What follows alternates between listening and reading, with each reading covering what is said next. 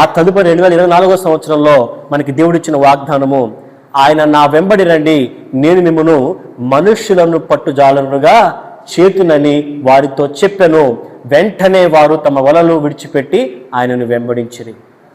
ఈ వాగ్దానాన్ని బట్టే 2024 సంవత్సరంలో మనము దేవుని సువార్తను ప్రకటిస్తూ ఆన్లైన్ మినిస్ట్రీ కూడా మనం స్టార్ట్ చేస్తామండి.